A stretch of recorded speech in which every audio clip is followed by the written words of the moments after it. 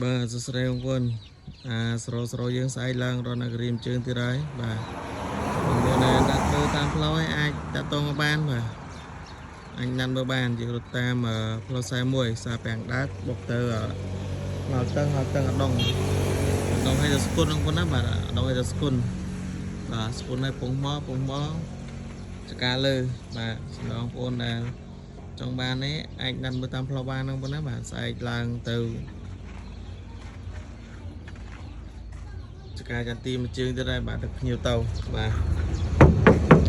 ឡានរត់មកទំហឹងបងប្អូនណាបាទឡានរត់មកទំហឹងបាទតែកាងក្រោយនេះលក់ទេបងប្អូនបាទលក់តែឡានទេកាងក្រោយលក់ទេបាទបងយើង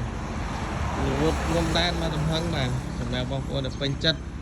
បាទឬក៏ចង់បានអានេះទំធ្លាក់ទេអានេះដាក់ឲ្យបានបាច់ភ័យបងប្អូនណាបាទសំខាន់នៅត្រូវឡានបាទ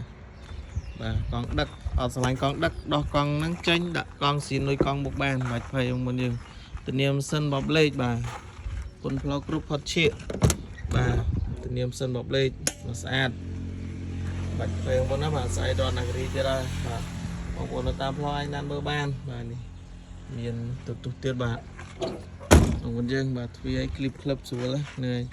សឹកដែកនៅស្អាតហ្នឹងមកប្រើតែមកណាបាទមានលុយតិចតួចអុកជាងអីអាចមើលឡានមួយគ្រឿងនេះបានបាទស្អែកចេញពីតកែតរនគិរីសម្រាប់បងប្អូនដែលចង់បានឬក៏ពេញចិត្តចង់បានឡានតម្លៃធូរថ្លៃយកទៅរត់យកទៅប្រើប្រាស់អាចតាក់ទងបានបាទអរគុណច្រើន